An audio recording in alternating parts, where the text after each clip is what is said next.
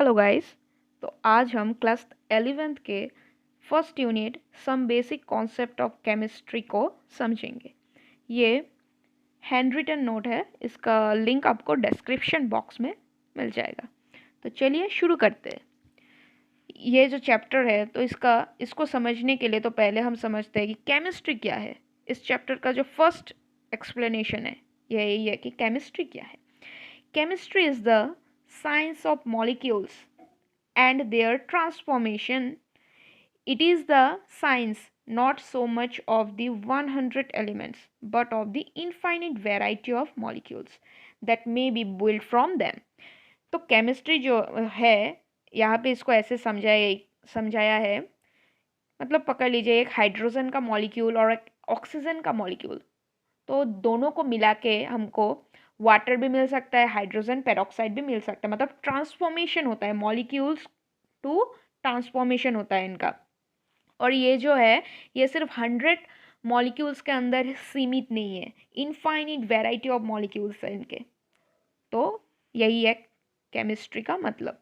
Next, importance of chemistry. Chemistry जो है हमारे डेली लाइफ में इसका इम्पोर्टेंट है।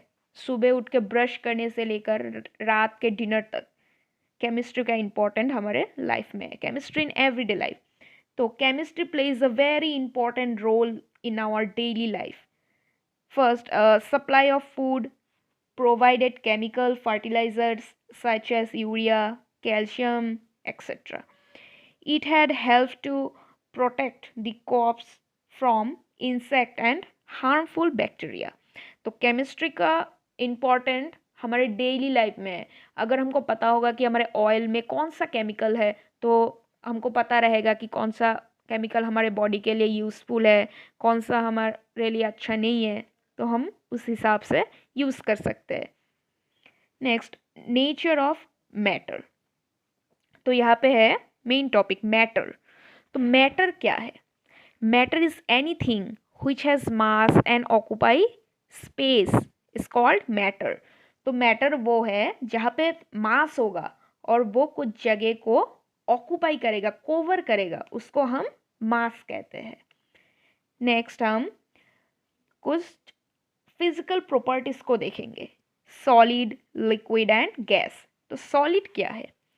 In solid these particles are tightly held together, very close to each other, and solids have definite volume and definite shape.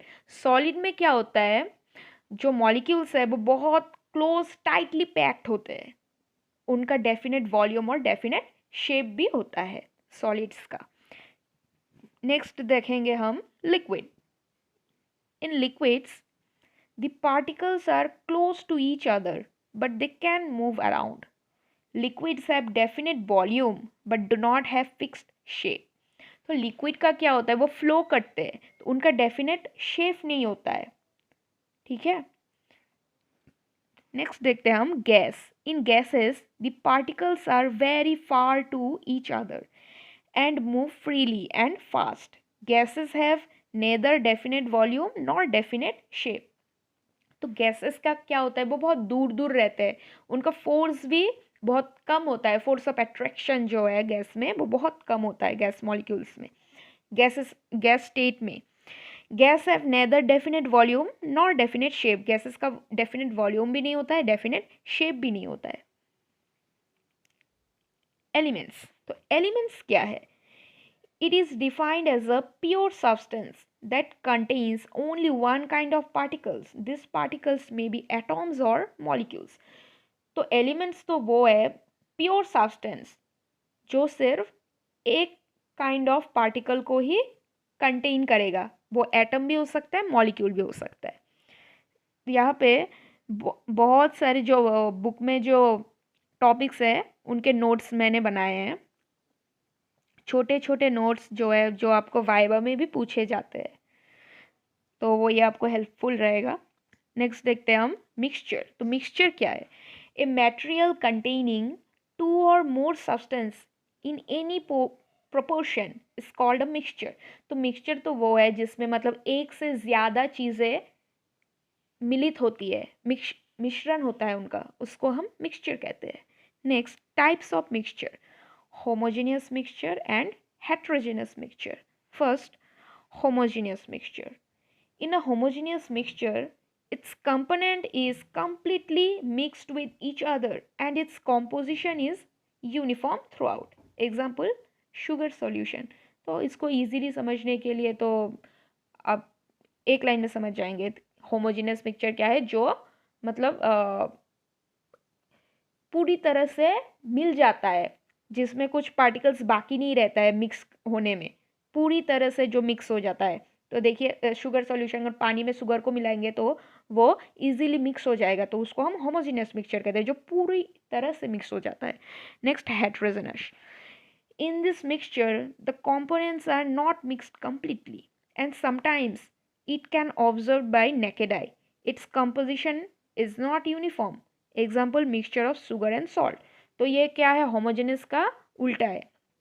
इसमें पूरी तरह से जो पार्टिकल्स है पूरी तरह से मिक्स्ड नहीं होते हैं।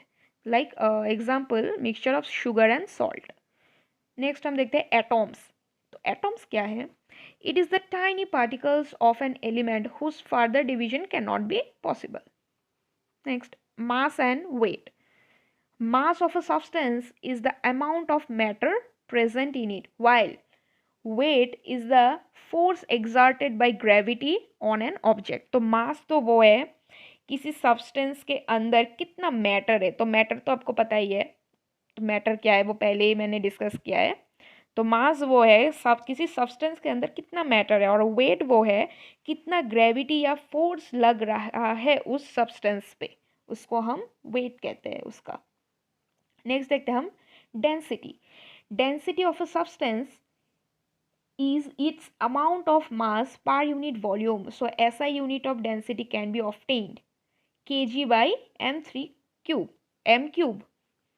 तो ये है SI unit of density. Next हम देखते हैं एम्पिरिकल फार्मूला। तो एम्पिरिकल फार्मूला क्या है?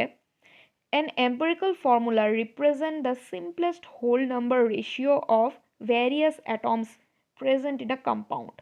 एज फॉर एग्जांपल यहाँ पे देख लीजिए आप ग्लूकोज का।